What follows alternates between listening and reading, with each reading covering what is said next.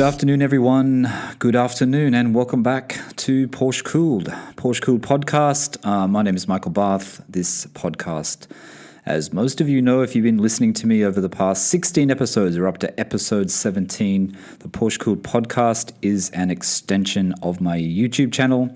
It's an extension of my love of Porsche. It's an extension of... I don't know. What is it an extension of? It's not my extension of my life. I guess it's an extension of my enthusiasm for Porsche.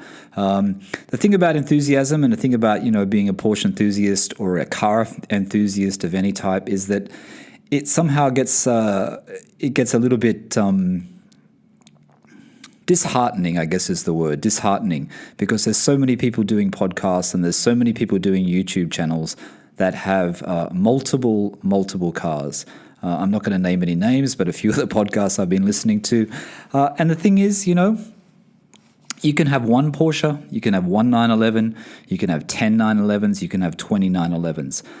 The grounding factor, the reason why we love Porsche is pretty much all the same. If you have the funds and you can buy more than one, why not? I'm guessing we all would like to have more than one Porsche. We'd like to have more than one 911. I don't know why I'm thinking about this today, but I was just I was listening to a podcast earlier.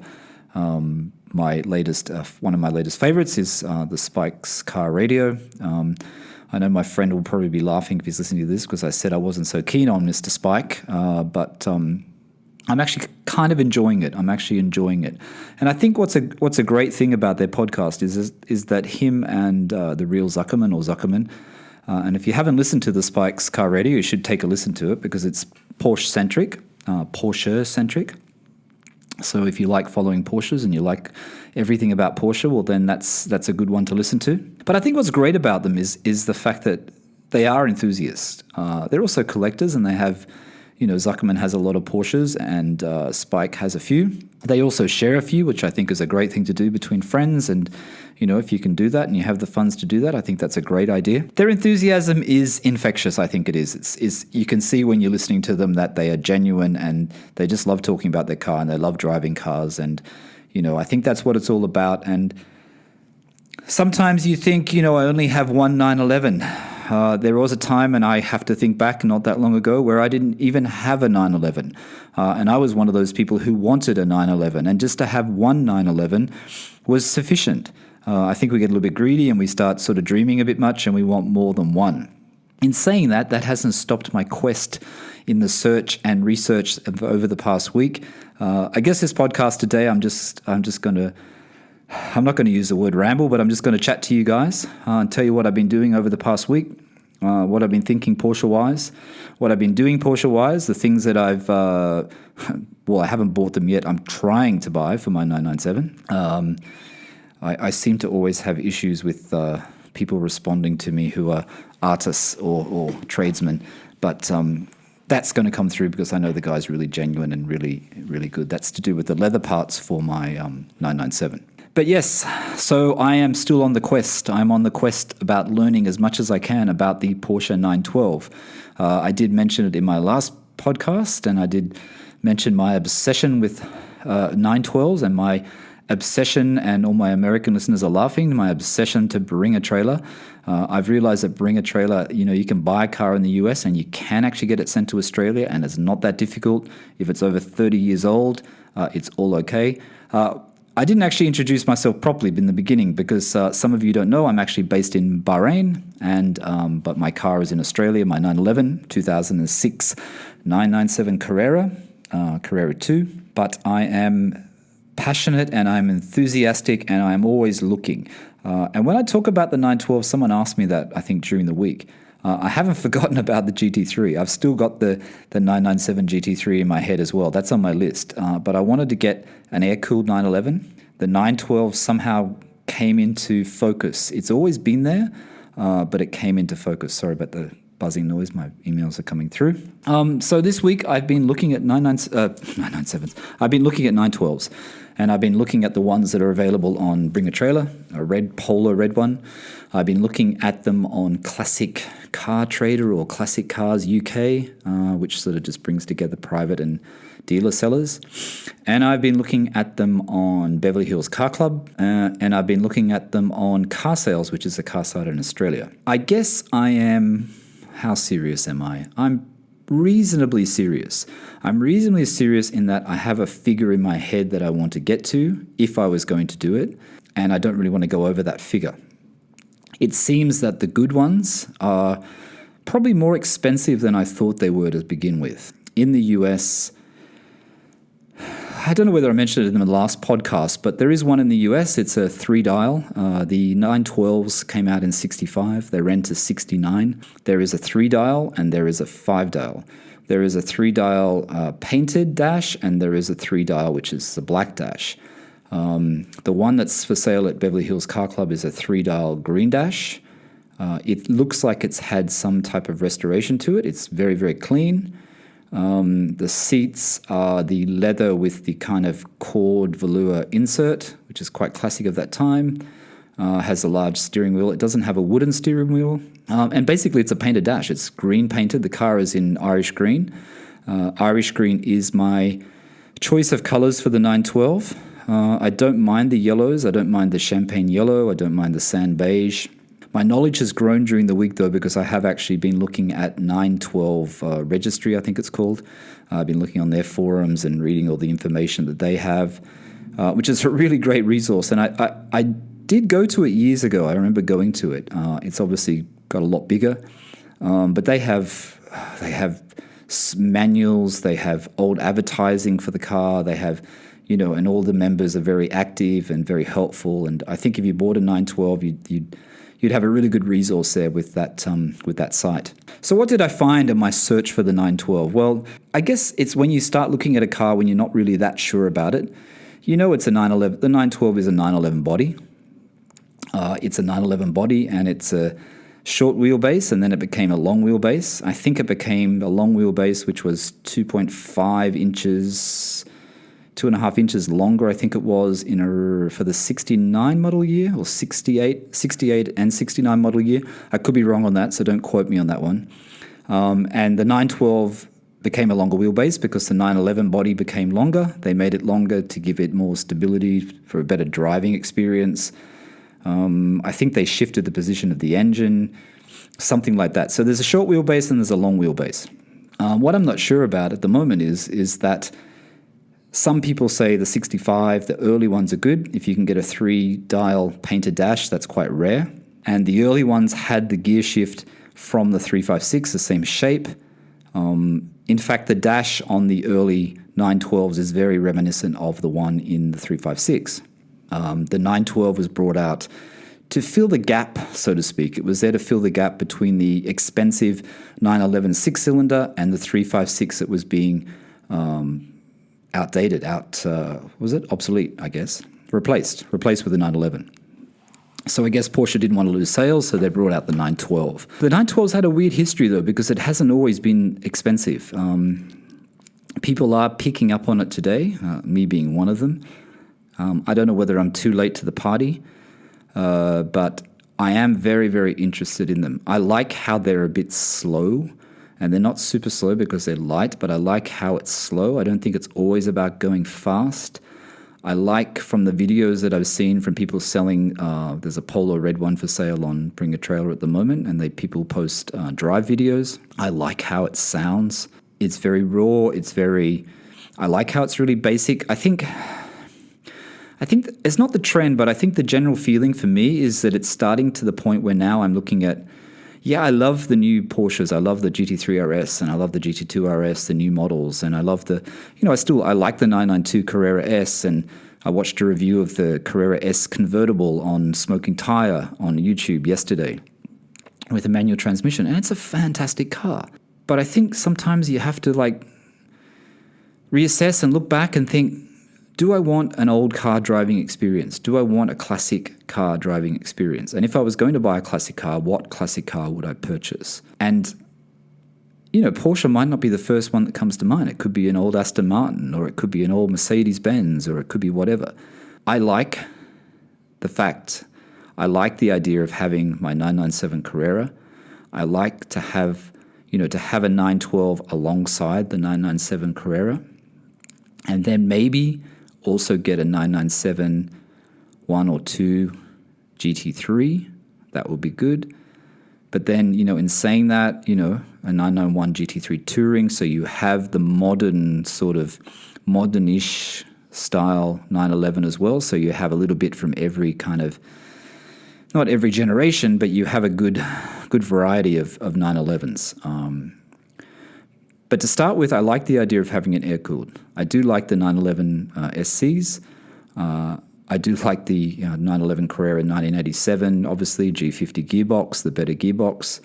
I do like those. But I really do like the simplicity and the essence of the 912. There's something about it.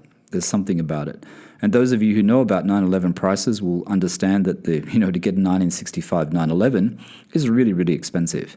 A 912 is still a lot cheaper than getting a 911 of the same sort of year. Maybe that will change, and it appears to be changing. There are some expensive ones for sale at the moment.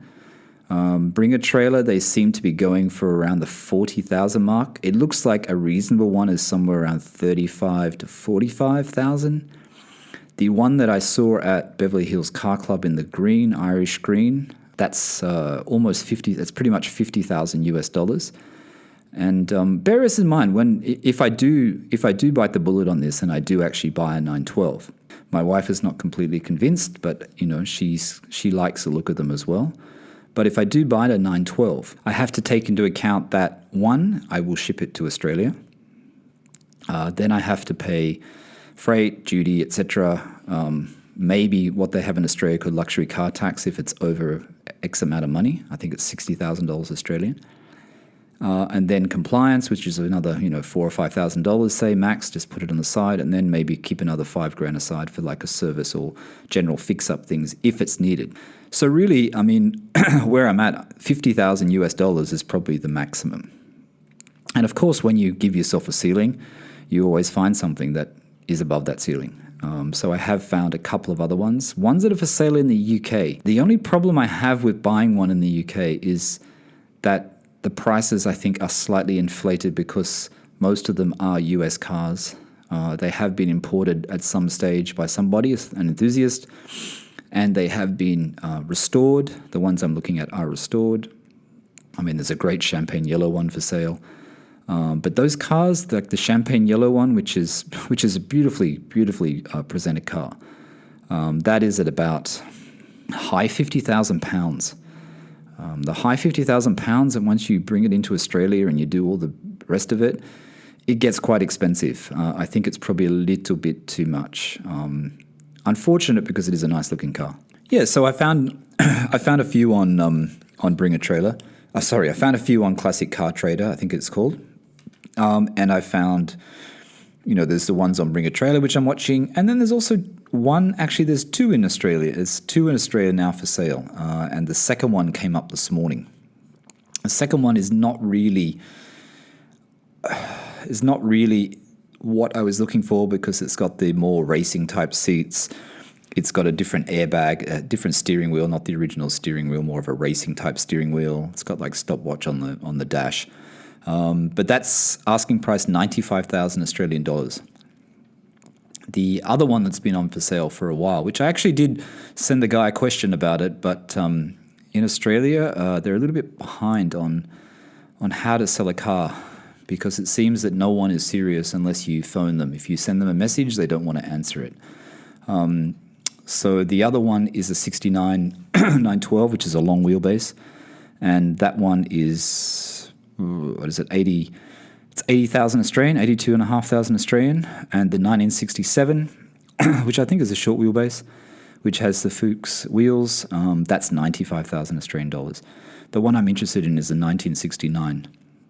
And like I said, I did ask the guy a couple of questions about it, especially about seeing the underside of the car. He's decided that not to answer me because he's only taking phone calls. It obviously would be a lot easier to buy a local car than to buy a car from the US, but I don't think buying a car from the US or the UK is that much of a drama. I think it's pretty easy. I've read up on it a little bit, and I think this is the same for importing from any country. There's companies that will do the whole thing for you. Apparently, it's only around about 5,000 to do a car, 5,000 Australian dollars. Then you've got like, I think 3 or so thousand from customs, and then you've got to add in goods and services tax, and then you might have to add in luxury car tax.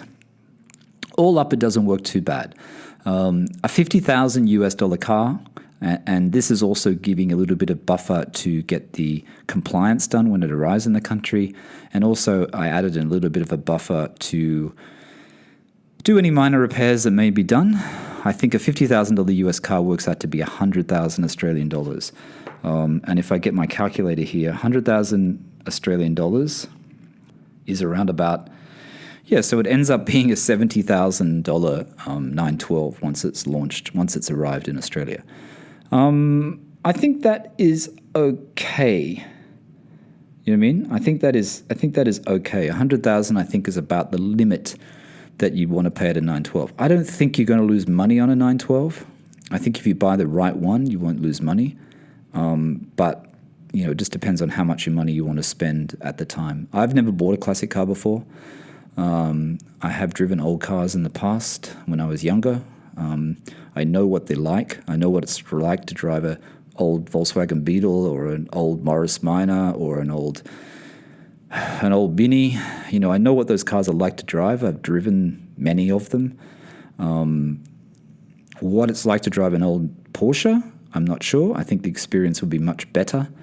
I can only take it from driving videos that I've watched.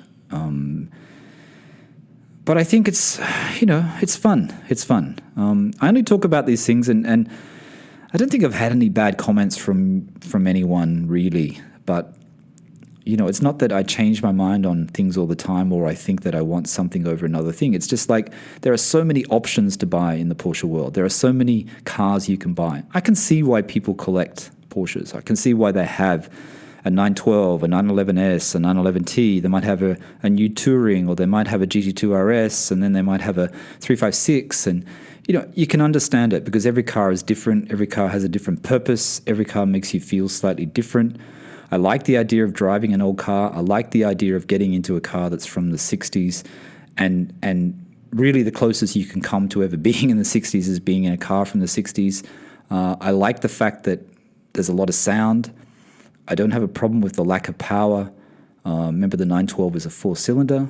Some people make them faster than that. They fix the engine up to be faster. Some people replace the engines with different engines from different suppliers that have been tweaked. But I think it's the experience. I think it's good to have an older car and a newer car and experience it all, really. My preference too with the 912 is that they do come with Fuchs wheels on some of them. I don't know whether they're period correct because I'm not sure when the Fuchs wheels were available as an option. I actually like the chrome wheels with the chrome hubcap with the Porsche emblem. I like the older looking style ones. I do like those wheels better. But that's what I've been doing on the 912 front. Like I said, I like the one in Australia, which is in sand beige. I like the green one at Beverly Hills Car Club. I like the champagne yellow one, which is on Classic Car Trader or something in the UK, which was owned by a pretty well-known upholsterer in the UK. And this guy's had it for a few years. But that's top dollar. But it is very, very nice. It's got the Pepita sort of gingham sort of fabric seats, and it's been completely restored. And the person that restored it actually that's his occupation, and so the interior is amazing. It really is amazing. So that's the 912. Back to the car that I have, my 997 Carrera, which is in Sydney in storage. Some of you know, and I mentioned this before, is I'm getting some leather parts for the car. I'm just waiting for the guy in the UK to respond to me. As I said before, I seem to be having issues with getting him to respond, but I'm going to get a few leather parts done. Last night I bought a pair of old 997 sun visors.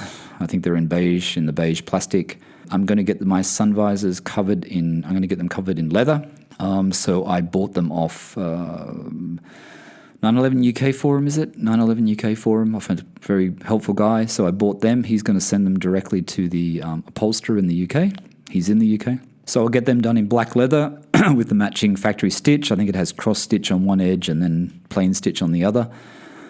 I like to get the things in leather for the 997 that are things that you that you touch while you're driving, things that you, not necessarily while you're driving, but the things that you act with. I can't think of the word. Things that you interact with in the car. So I wasn't going to get the sun visors. My mate in Australia, he sent me the link for these visors from the seller in the UK. They only cost me £40 as well. £40 and £3 shipping, which is really, really cheap. I haven't got the price yet of how much they're going to cost to cover, but I don't think it's going to be that expensive. If you buy new leather sun visors from Porsche, they're around, and I'm quoting US price because this was on Suncoast, they're around $1,300 US. Exclusive Option, who also does leather covering, I think his price is around $1,100 US. So they're not cheap. I think the guy in the UK is going to be cheaper. Like I said, it's better. I thought that I gave him the part for those because the part to buy as just a separate part, the vinyl sun visor part, is very expensive. So I just wanted to cut some costs down. So I'm getting that done. I'm getting the inner door sills done in leather. Controversial, I know. Some of you have said, why would you want inner door sills in leather? Because they're just going to get scuffed, they're going to get dirty. The reason is because they look fantastic and they really do bring up the level of the car. And when you get into your car, every time you get into your car, you notice them. Every time I get into my mate's GT3 and he's got them, I notice the inner door sills in leather and the carbon and how well they go together. So I'm getting those done, and I'm getting the surround for my light console in the roof, sunroof surround, I think they call it. I'm getting that done in leather as well. So they're all done in black leather. They're all going to have factory match OEM stitch, factory match leather, factory matched OEM stitch. So it's like the white sort of colored stitch. So that's what I'm getting done. The other part, which I'm trying to get done, if you can get the part, I think I found the part last night though, so I could actually purchase it and send it to him, is the back of the rear seats, because I like the rear seats folded down, and you have the plastic rest. I think it's when you put bags on it so they don't move forward, the plastic rest. So I'm going to get that covered in leather as well because it looks good with the stitch detail. So they're the main things I'm going to get done now. And then I had a thought, what's the other part in the car which makes a huge difference? I don't want to mess around with the doors too much, but the other part in the car which makes a huge difference is the center console. Porsche obviously had this as an option. You could have had a full leather console. If you buy the part from Porsche, from Suncoast, I forget how much it is. I think it's around $3,000 US. The guy in the UK that I'm using, he actually does them as well. I don't know at the moment whether it's cheaper to get a very old used console. And I'll refer to my friend in Sydney again, who owns a GT3. He found one for me for only 100 Australian dollars. But it means I would have to do it later. I would have to, when I go back to Australia, I'd have to bring it back in my luggage and then get it done and then take it back again. I'm not sure whether I want to do that, but it could work out to be the cheapest option. It is only $100. I haven't actually told him to buy it. I'm not sure because I'm trying not to spend too much money until I find out how much it would be to cover the center console in leather. But obviously the center console is a painted part. It's a plastic part, I should say. Some people get it painted in the body color. It looks good when it's painted in the body color as well. Like I could paint it in Arctic silver. That's another option. I worry about how it's going to wear. I think the leather side of it would be better for me. I think it suits the way I'm going in the direction of the car that I'm going. So I do want to do it. I'm just not sure whether to do it now. And some of you will know the reason why is because there are other things that I want to do mechanically to the car. One thing that needs to be done on my 997 is the steering rack. There is a slight leak, which I have to do when I go back to Australia. But I do want to upgrade the suspension. I do want to get the Bilston Pro Kit. I forget what it's called. But the Bilston Pro Kit suspension. I do want to upgrade my suspension. So that's one thing I do. And also the brakes on my car need to be done as well on my 997. So that's another cost. So when you're doing things with your Porsche, you have to weigh it up. What's important, what's not important. I think the few leather parts that I've got will make a difference. Of course, the center console in leather will really, really tie everything in. And that's the reason why I do want to do it. It will tie everything in. But I've asked the question on how much it costs to get it covered if I supply the part. If it's under £500, which I doubt very much, I might do it.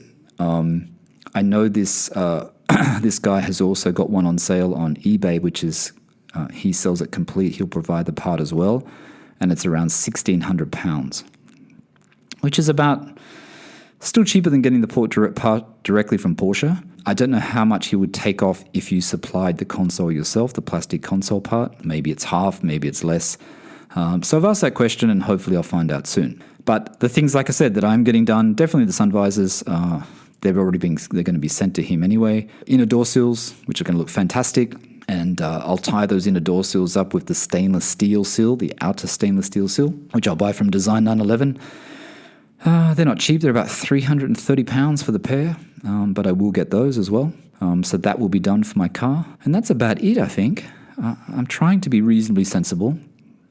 Also because I'm not driving the car very much. It's like you spend all this money and you don't get to enjoy it. But I will get to enjoy it, and I will get to enjoy it, soon enough.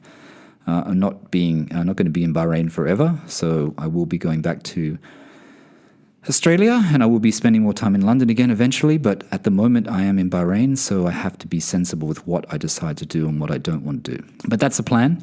The 912 one, that was a tricky one, because I'm in a fortunate enough position where I could buy a 912.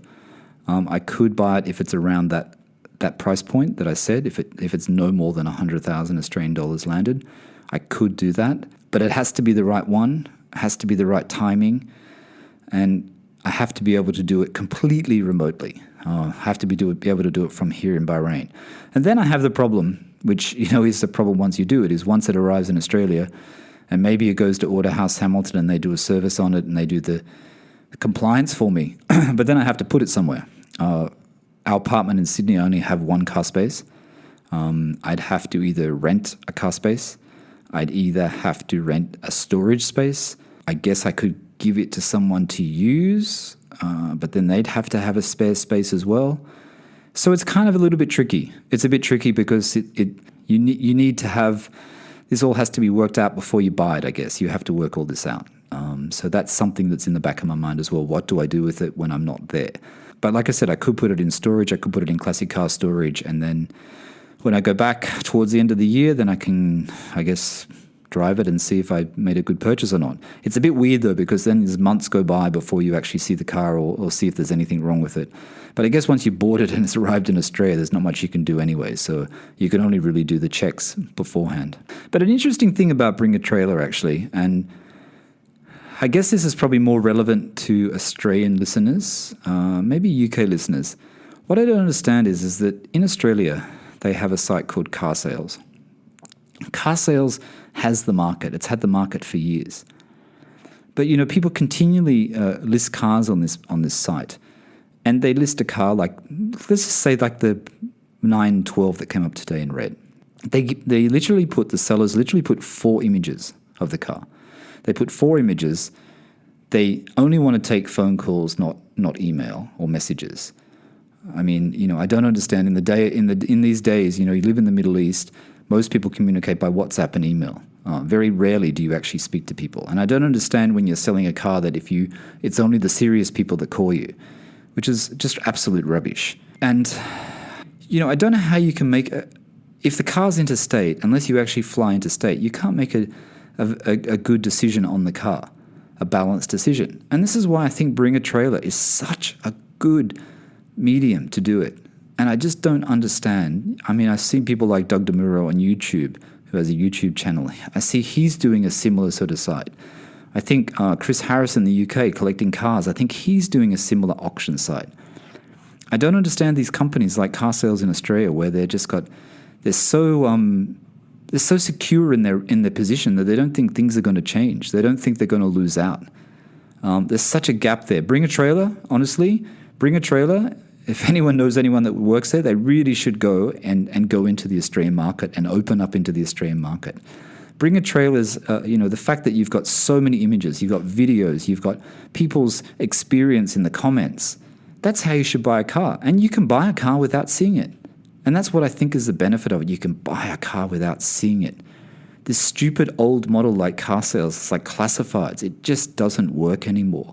And then the sellers, most of these sellers that sell these cars are also arrogant that they don't want to take, they'll only take calls. Don't be a tire kicker. Don't contact me if you're a tire kicker. I don't understand. You ask questions about a car. That means you're a tire kicker? it's such an old way of thinking. I'm going on a bit of a rant, sorry, but it's just such an old way of thinking, and I just don't understand it. And I guess being away from Australia, I can sort of look at it more clearly, but I just don't get it. This is why most companies don't last more than 100 years because they don't change. They don't see that they have to change, and they don't see that they have to become, they have to modify their model for the environment, the changing environment, and they just don't. They just don't. Anyway, so that's what's been happening in my Porsche week. I don't think I bought anything else. I bought the Type 7 book, which is Porsche's Instagram run by Ted Gushue. Is that how you say it? I bought the Type 7 book a week ago, but I got that sent to London. I didn't actually get it sent here. So I bought that. What other Porsche books did I buy? Nothing other in Porsche. I think that's about it. But anyway, it's still a sunny day here in Bahrain. It's, It's almost 6 p.m. in the evening. I really appreciate all the support of the podcast. Thanks for listening. Reviews are appreciated. If you'd like to review this podcast, put in a review because it always helps. I think that's it. Thanks for listening. Till next time. Bye for now.